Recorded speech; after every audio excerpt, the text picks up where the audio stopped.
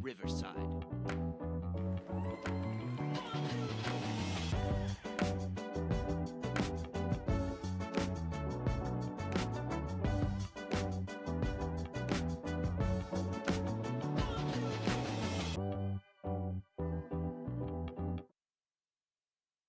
Never is it. All right, puppy. Let's get into it right away and tell me if I'm crazy or not.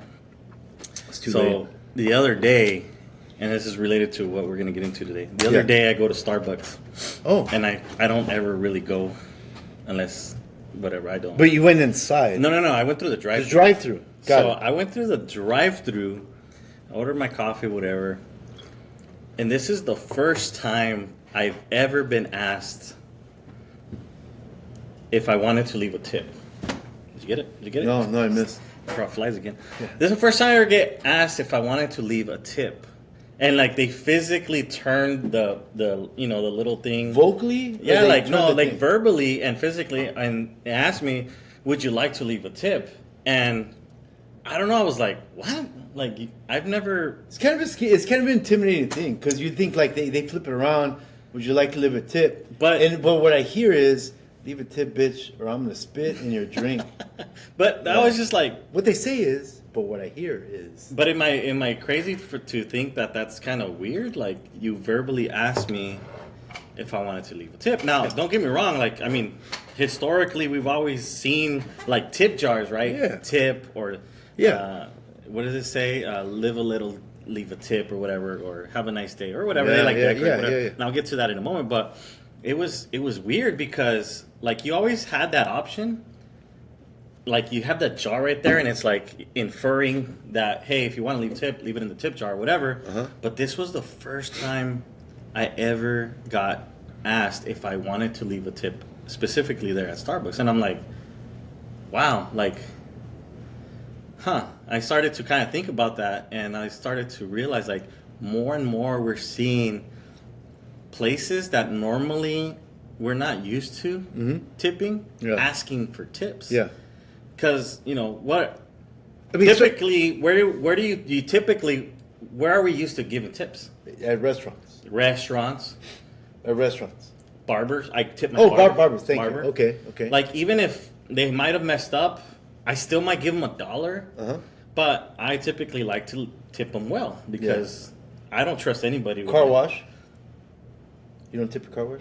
Well, it depends on the cars you go to. Well, I would say, it depends because on the black car, I have a black car and a gray car. Gray car, take it any car wash. Black car, I swear this last black car I'm ever going to buy. You have a white car. And I have a white car. Oh, so that just saves drama. Yeah, I always tip the finisher. I tip the finisher $5 because they're the ones that are going to make my bad boy look clean. So that depends on what kind of car wash you're going to as well, because sometimes the one I go to, it's that mobile car. It's like you drive through whatever, but then afterwards you go in and you dry your car off. And that's I have to go to one where I have them finish. Oh, like the one down the street. And that's I see that. But the Chevron down the street. Like even like, so typically like sit down restaurants. I think most people have come accustomed here to. Like leave a tip after the service, but I don't know. It's just kind of it's kind of weird now to me. And don't get me wrong, I'm not a tight ass at all. I no sé codo. I like to give a tip. Well, we're older now. We make better money in college. Well, just in general, I've always thought like what, if it's good, because I know like I've never worked in that industry. I used to work at Dairy Queen in high school, but it's different, and that's what I'm saying. Dairy Queen's different than working, like, say, at freaking Olive Garden or PF Chang's or whatever, because it's quick, it's instant almost, and you're in and out. Mm-hmm. But it feels like this. It's getting out of hand. Am I crazy? I mean, I used to be a busboy at a pretty decent restaurant down the street. That I think the restaurant's closed now. But I didn't know. I was 16. I was on my own trip. But I would hustle, just normal hustle. And every once in a while, a waitress would come by. Hey, it's the end of my shift. Here's your portion. I'm like, well, not all waitresses did that with me. But every once in a while, they do that, right? And then when I was a cook, you wouldn't see any of that. Oh, by the way, that the waitress not only shared the tip with me, the busboy, but also the cooks. But when Yeah. I was at Red Lobster, nobody ever shared Jack with the cooks, and that's a whole other thing. Mm-hmm. When you're in restaurants eating, when I was a cook, I was at Red Lobster. Funny, huh? When I was a kid, yeah. When I was a cook, I was at Red Lobster, and you would think sometimes if the meal's good, if you want a tip, that sometimes that comes along with just how good the freaking food is, and that's all the chef. Baby. Yeah. But service, it does make you happy. Oh, look at my drink's full.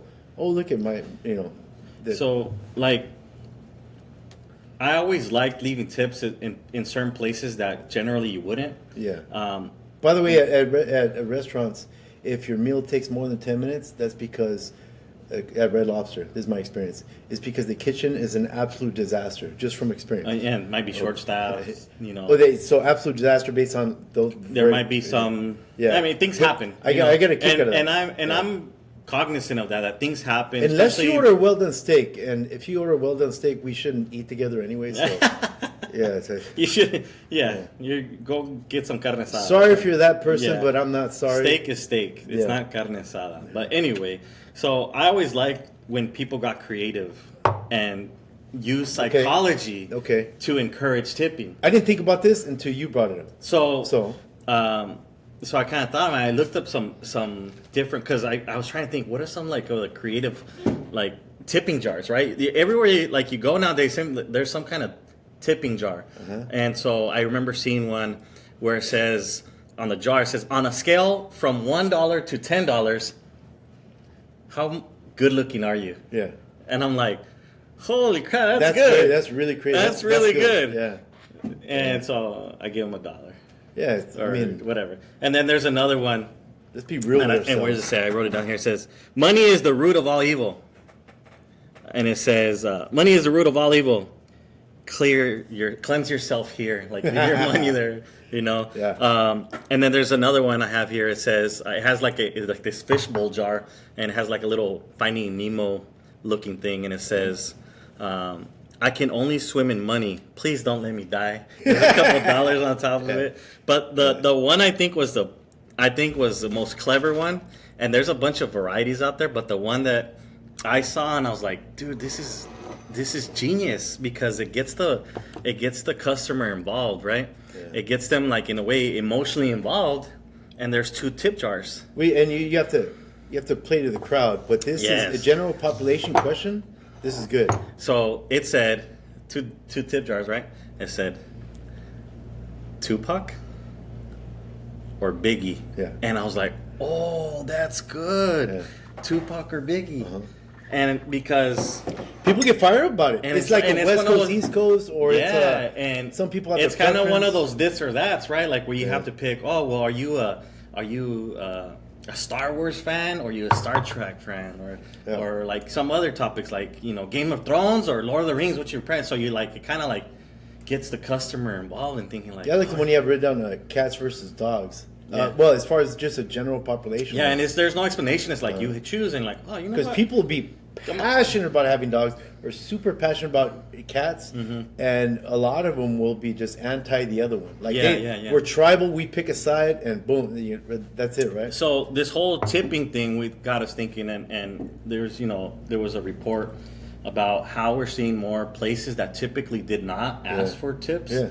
Beginning to ask for tips. When we first started talking about this, I didn't think much of it until we asked in God. the lunchroom that one day. Lunch. And it was crazy. People were getting passionately involved in this. That got all crazy. And once that happened, I was like, I think we both looked at each other like, we're doing this. Oh, yeah. So, it was sold. And so then we said, well, why don't we ask people who, for one, are in some way have worked in the industry at one point, or currently in the industry. And so we had a chance to interview a couple people.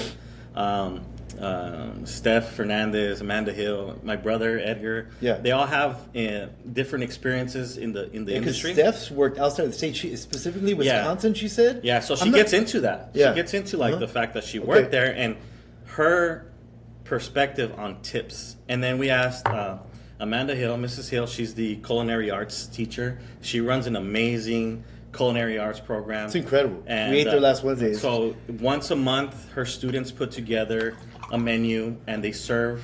Once a month or every short Wednesday? At least once a month. Yeah, it is. But then they have a anyway. Cafe 56 is what it's called. It's because it's in room 56. It's a 3-course meal. This thing is just... And the food is really good. Like, and the students meal. And it's for the price? Like... It's $10, but we ate, man, we ate good. Dude, but we for the price... food coma. Yeah, I couldn't even... Man. So we asked her and her take on that. And then we asked my brother, who's been in the restaurant business for about 20 years. And we asked each of them, what are the rules for tipping? Or what are your thoughts on tipping? Yeah, because I've only done it from the perspective of being a busboy and a cook, but it was pretty cool that the interviews that we actually did were able to get people with definitely more experience and a more fiery. Yeah, and I never really thought about some of the things that they mentioned, especially like state to state.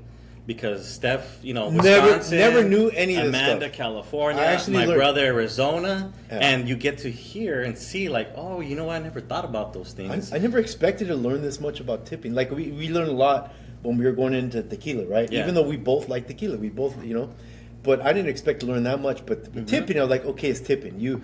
We go, are you 10, 15, 20, 25% person? Which one are you? Yeah. But no, we learned a lot. Yeah, so there was some, and I felt like after, especially like you'll see in a moment, like hearing from my brother, like, oh dang, I just got schooled over certain things. So man, they're all 3 of them. They're vets. It was, so I figured, you know what? Let's interview them.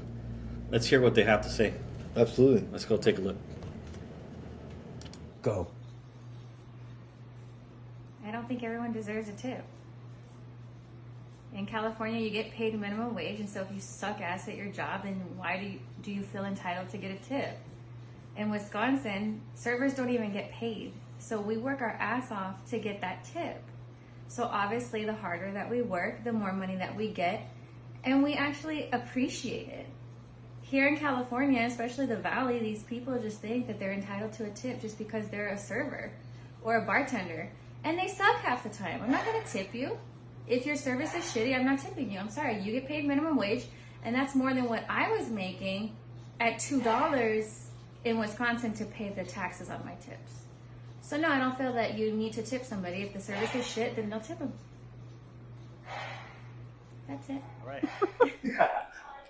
All right, Amanda Hill, welcome. Thank you for spending some time with us. Thank you for having me. And wonderful culinary arts program leader. You do great things here. We're talking about tipping and tipping culture. Yes, it has become quite a culture. What are your thoughts on tipping? Or are there any rules to tipping?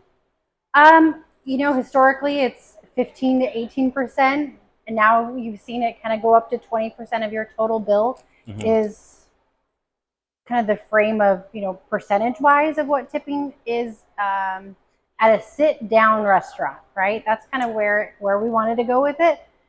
And now you see tipping everywhere. Okay. So I really personally feel like it's a personal choice. Tipping is never required. It should be based on your service that you receive. Okay. Now, where would you say, let me word this right. Where is it weird to tip? Like, what? You asked me to tip? So from a hospitality perspective or a food service perspective, I feel that the tipping should be relative to the skill that is being done, right? Okay. So if I am a server and I'm taking a full service order, right, and I'm serving the whole thing, then of course we want to tip that person, a server. You see tipping now at coffee shops. You see tipping now at self-service donut shops.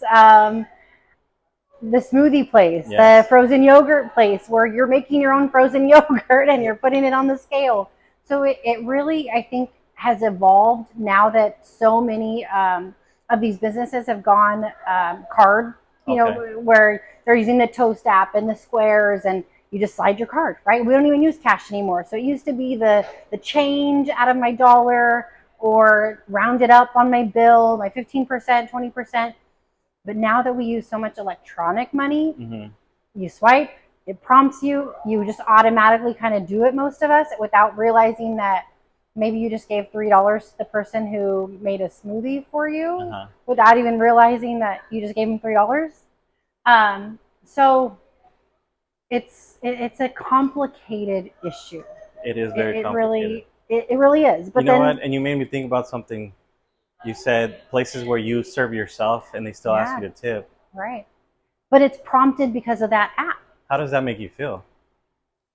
As a consumer, it's frustrating sometimes because you're already paying $10 for the frozen yogurt, and now you want another dollar on top of it. Yeah. For what exactly? For ringing me up, for pressing the buttons. So as a consumer, I can see where it's gotten a little bit out of hand, and maybe the idea of tipping can be very frustrating.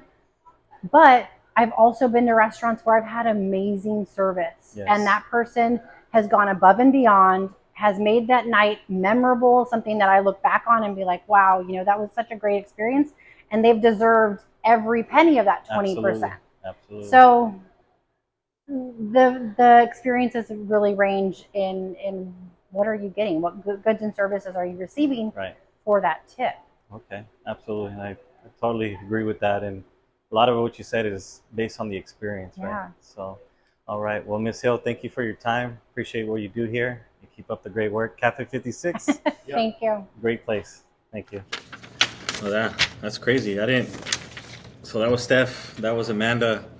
That was crazy. I didn't realize that there were states where there was not a set minimum wage. Yeah. Like I just thought that there is a starting wage and then you get tips. Yeah.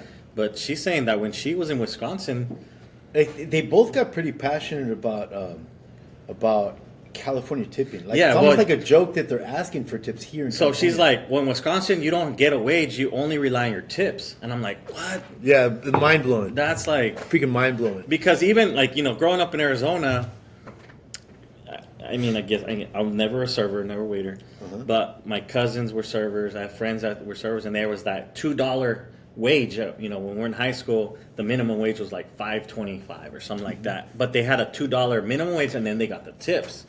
Wisconsin, she's saying that they didn't even have a minimum wage, so she's all, I understand. Like now, it's like, well, we had to really work for our tips. We really had to work for our money and make sure that we had offered great service so that we could make some money. You cross the border, man. You see some hustle. Yeah. And I know I was visiting wife's cousins. We were partying at Tijuana one time, like by the houses. We're talking like dirt floors, but they could throw some crazy parties. But I guess they were the ones in the neighborhood with money because they had jobs down Revolucion, about the main strip, because they were tipped employees by the Americans. I thought that was fat. Like that was a good job. Yeah. So I didn't really think about it. You look at the federal minimum wage today; it's like $7 Federally. So Yeah. Federally, Yeah. so every state has a federal minimum. So you think about that.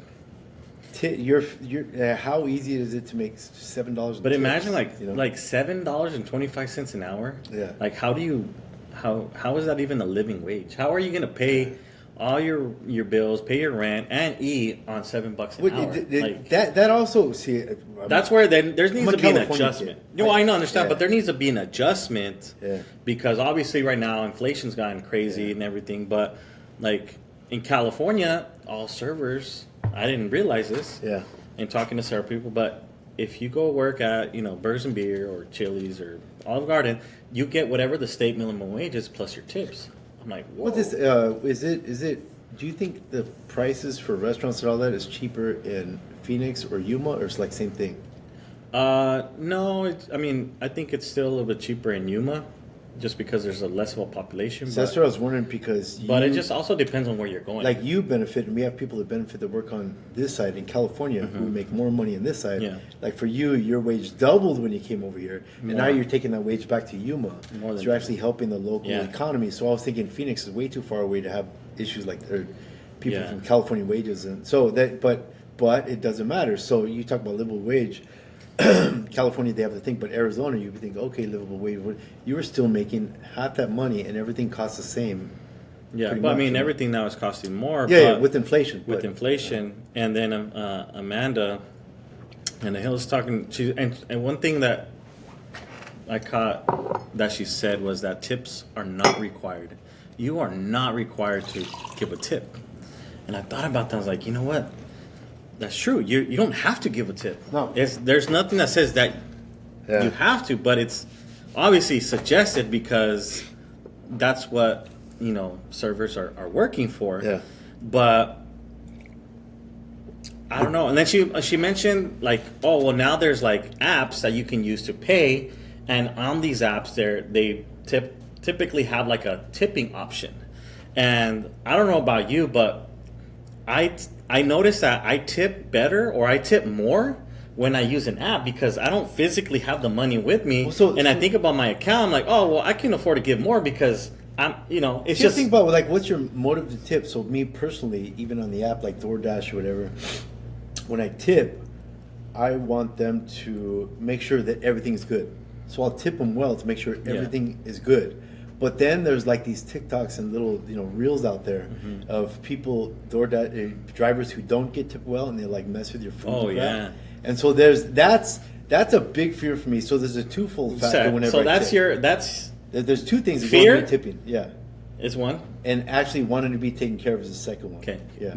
I didn't think about this before. I want to spit in my Starbucks too. Well, yeah, that too. I think nobody does, but I realized that one of my motives, I don't know if it's a motive, but one of the factors that goes into me is guilt.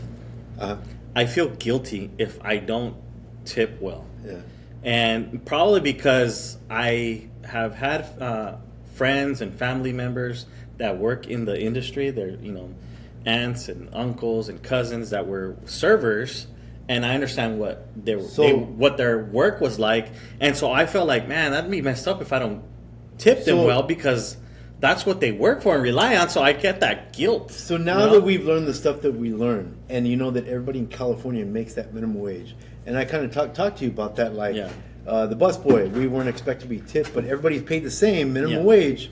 So the server's actually supposed to share their tips all the way around. And when I was a busboy, I didn't always get that. When I was a cook at Red Lobster, I never got a share of anything. Yeah. So today we're gonna go after this episode. We're gonna go out and eat somewhere, right? Yeah. Has your perspective on tipping in California specifically?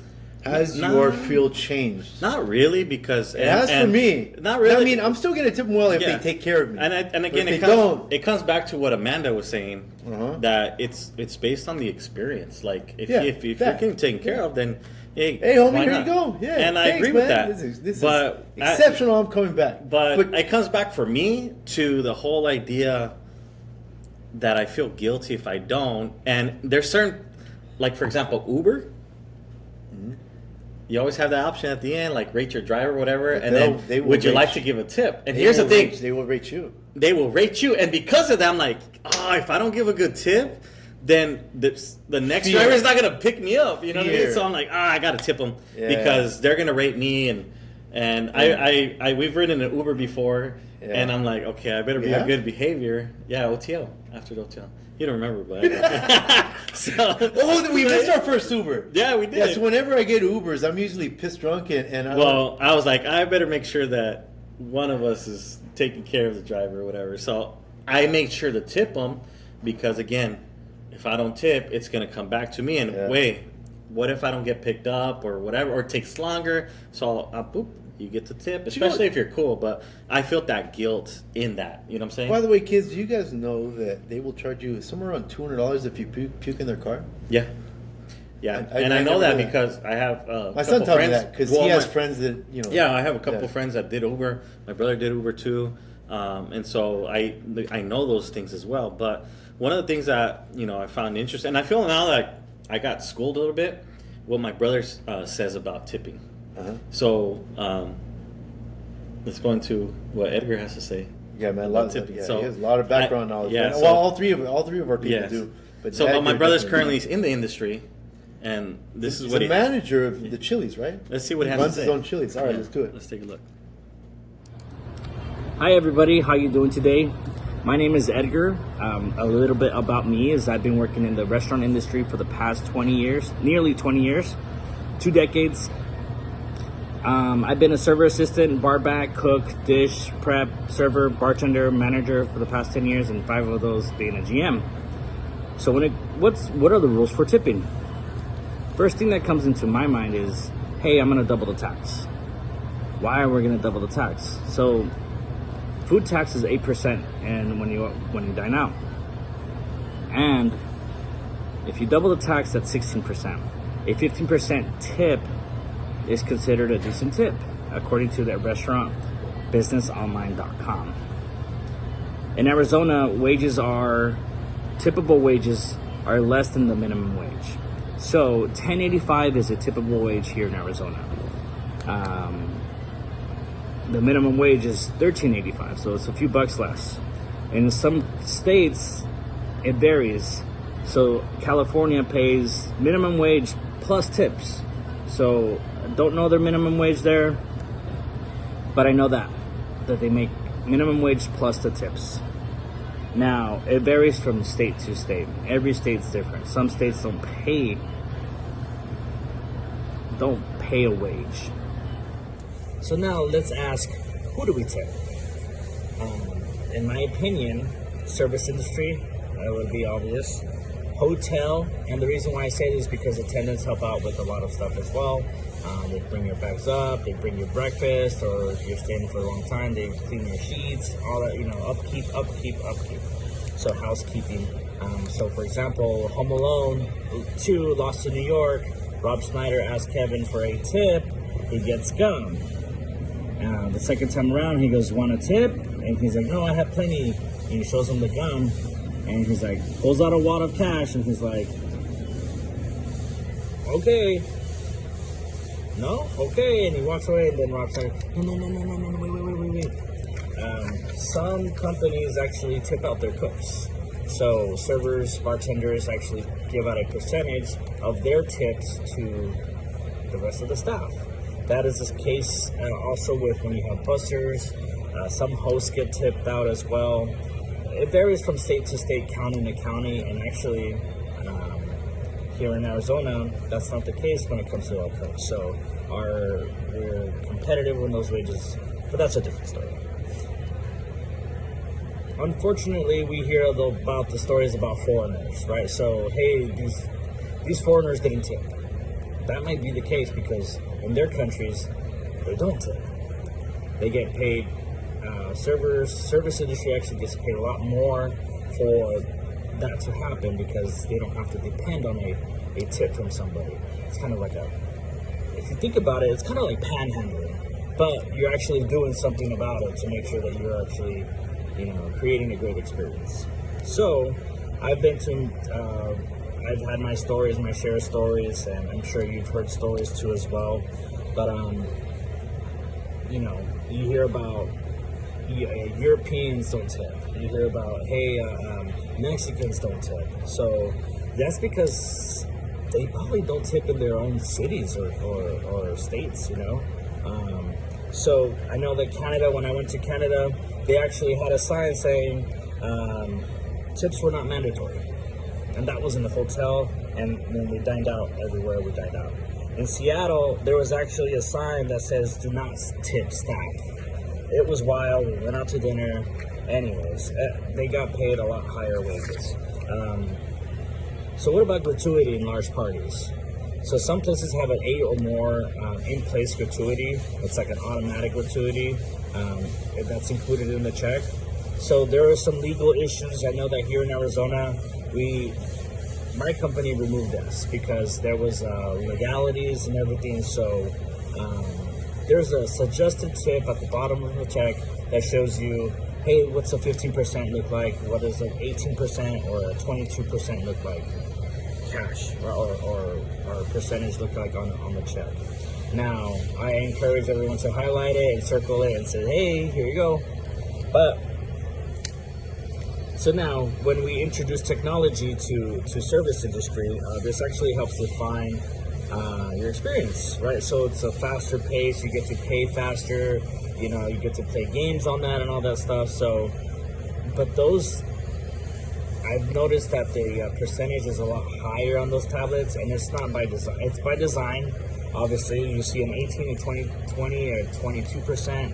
Humans are very habitual, so we will just select. But there's also options on there not to give a tip or give less a tip or give more of a tip, whatever you want to know. So, hey, do you tip on takeout? So Normally, the answer is, since there is no service, there's not as much tips coming from takeout. When you order takeout, the only really exchange is the exchange of the food. Maybe the phone call, or online, or on your phone, or everybody has Uber Eats, DoorDash, Google Eats, everyone eats, all these apps. That there's the delivery driver actually gets the tip versus the actual restaurant employee. Now, there's something that actually is true right now. It's called tipping fatigue. So, tired of tipping everyone, right? You see it all the time.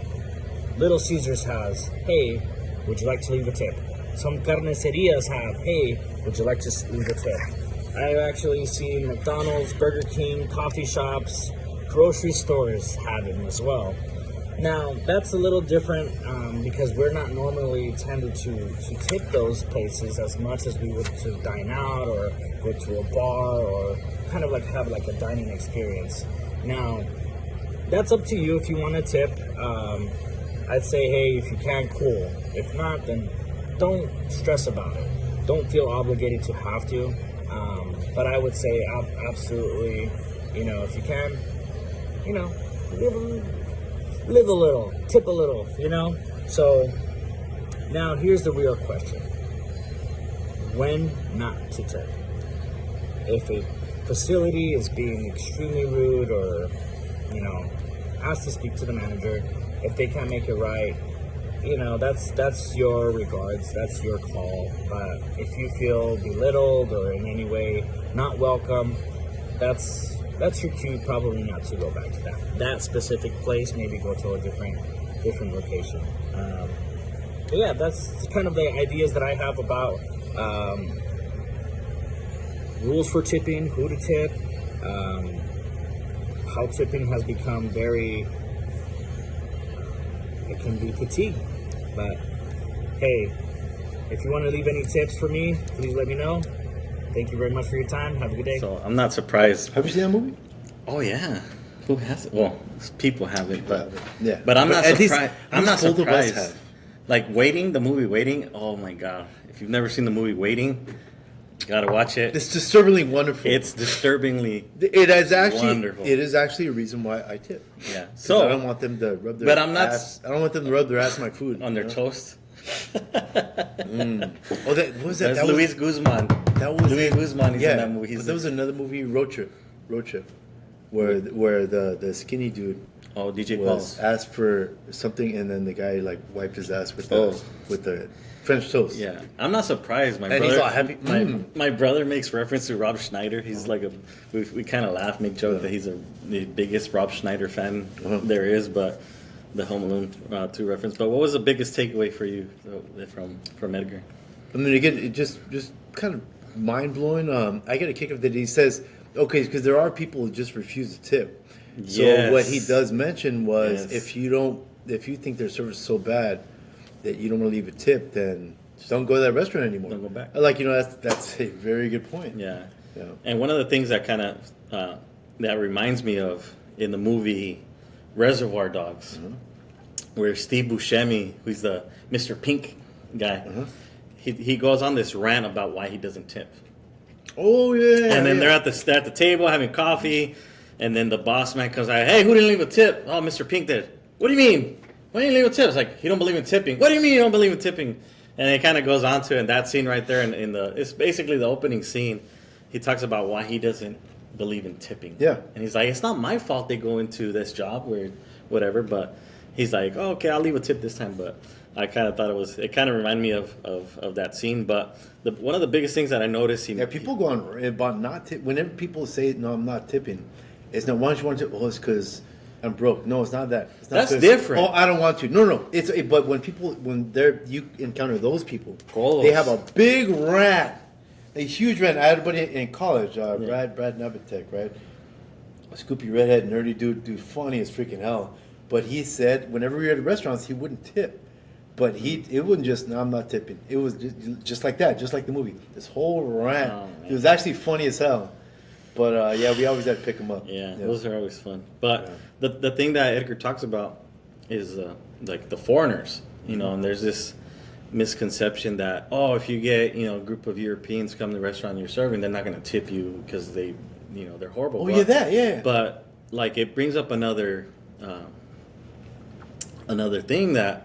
Oh, these Mexicans tip. Yeah, it's like, well, you have to understand, like, how the culture of tipping in the United States is totally different than in Europe. And, I think I mentioned the article I was reading about Italy and France, that their wages aren't dependent on people's tips. They get paid more, so it's not expected to give a tip. But if you do give a tip, and which people do, it's nothing like what we do here, where Amanda mentioned it, Edgar mentioned it, about there's a percentage, like 18% is typically a good tip, or 15 to 20. I typically, if it's a good service, I'll give 20% minimum, like 20%, which I think is fair, right? It's fair. But it's not required, but it's fair. Divide by 5, kids. There's 20%. I just usually take the tax and double it, whatever. But anyway, in Italy and France. Right. That's right. I didn't even think about that. Yeah. So has it be 16 or what? Well, I just multiply by 10%. So whatever it is. I thought the tax is 8%. Well, I take whatever is the total. Or what do I do it? I forget. But I multiply it by 10%, and then I double that. Right? So whatever it is, 10%, I think it's the tax. So 10% of 20 is $2, and double it $4. $4 is 20%. Common Core math. Your math. That's so I typically Fox leave method math. I typically leave it like a 20% tip. Typically, I can't think of a time where I had. I always like divide by 5. I like your method. Your method's fun.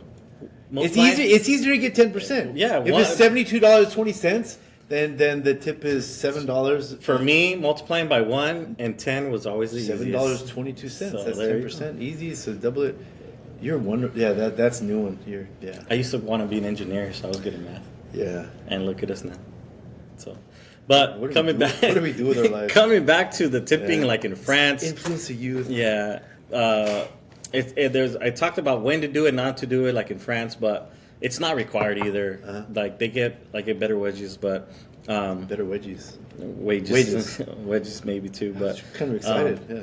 But it's like if you're gonna tip, you don't have to tip that much because they don't expect it, and so it's no wonder when many people come to visit here, they don't tip as much because culturally it's not an expectation. They don't feel guilty like I feel guilty. Yeah. Like if I don't tip, I feel guilty, and so I'm like, I gotta leave a little extra, but. It's different. So, people will say, oh, here come a large group of people that aren't from here.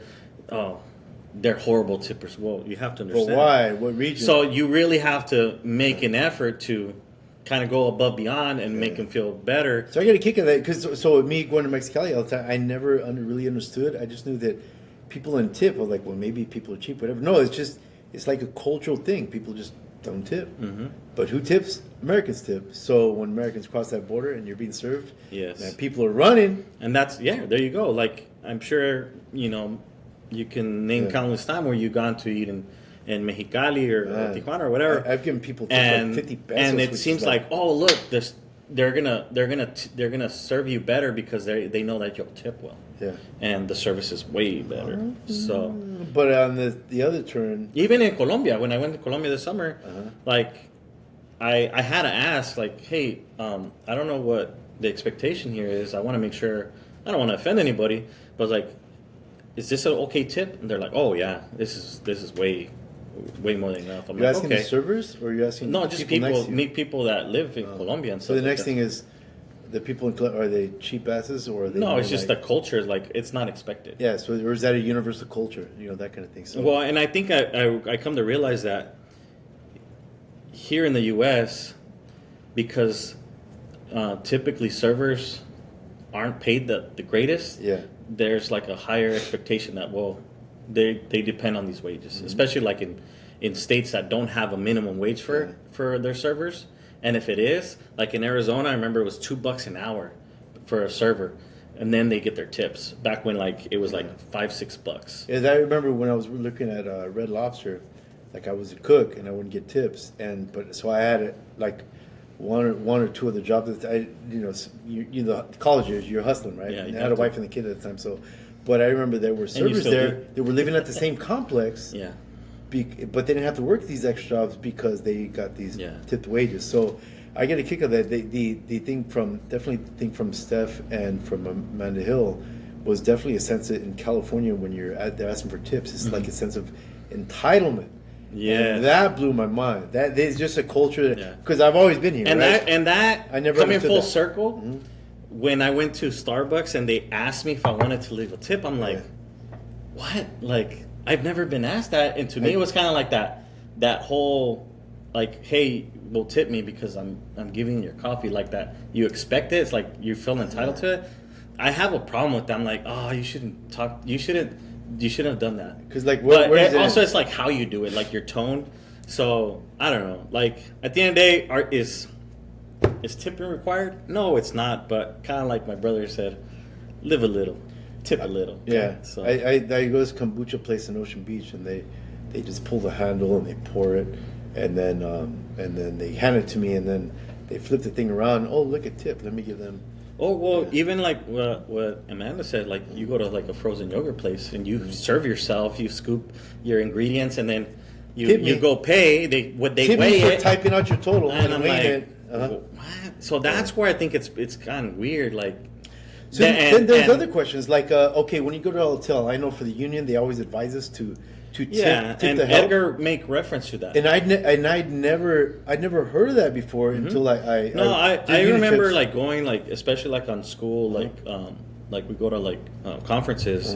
Like some of my colleagues are like, oh, we got to tip the staff, the people coming in and taking care of the room. I'm like, oh shoot. And then remember we asked Amanda because I always go to the butcher shop in Brawley, Ramey's, amazing, right? But I'd never tipped until this last time.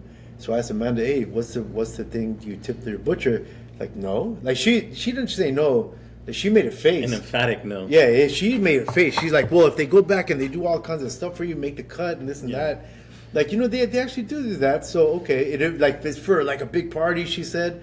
Then, okay. If you want to. But if you don't, it's no big deal. And this is 'Cause where... butchers actually get paid pretty well. This is where now it comes Apparently. back to this whole... Why we I talk should've about... Googled This is why we're talking about this is because now it's becoming tiresome. Like, and it's I think Edgar called it tipping fatigue. And so it's like now we're kind of getting tired of like having the feeling that we have to tip in places that normally we didn't. So is it a thing? Yeah, it's a thing. People feel like, oh man, I feel like I'm getting guilted into tipping, and you shouldn't. Because if the service is good, then yeah, go ahead. But if you don't like the experience, then you're not required to do that because you should pay for what you receive. Like it's not about the quantity, but the quality of the work. So Like, there's times I'll be out with like my wife, my son, and somebody will ask for some specialty. I don't know what the hell, and I don't know if I was tipsy or what. But I remember thinking after the server left, I looked at him and was like, "You want them to wipe your." Something to wipe their ass with your food or what? Like, what are you trying to do here, man? I'm trying to get a clean meal. Was it that good? It's like, quit messing with the server. don't bite the hand that feeds you. Don't mess with the server. Oh, they wouldn't do that. Oh, they wouldn't. But would they? would So if you've ever seen the movie Waiting or the movie Road Trip, yeah. So I mean, there's reasons why I am nice. If you're listening, for those 2% of our listeners in Germany, if you've never seen the movie Waiting, go ahead and watch that movie, Waiting. Ryan Reynolds is in it, Luis Guzman, and a bunch of other famous. It's good. Hilarious. It's gross. It's I don't watch. It's not school appropriate. Don't recommend you watching it with the kids. Wait till they go to sleep. But Waiting, it's hilarious. I don't know. So anyway, guilt trip, tipping. I learned a lot. I did not expect to learn this much about tipping. It just started in the room with everybody's opinion. Should we tip 10%, 15%? And when should you tip and when should you not tip? Yeah. And then we started asking people like Pete's wife, right, Steph, like, wow, I never knew that thing about Wisconsin. Then we asked Amanda Hill, oh crap, things I never considered, right? The entitlement of California and tipping. And then we get into your brother, another guy from Arizona. So I'm glad we got to hear like perspectives feedback, from those who people come that from have been different places. I'm sure it's different in New York. And I learned a lot, but I don't know. I think this would be a good time to get into the best thing of the week. Best of the week when Ready? Okay. So I'll go first. So we'll start with this one. My childhood hero, Dion Sanders. Who even at the time everybody hated. Everybody hated. When I heard he was coaching at Jackson State a couple of years ago, I was like, oh, that's amazing. That'd be cool if he wins a few games. Dion Sanders. Not only did he win a few games, like went undefeated, and it was incredible, right?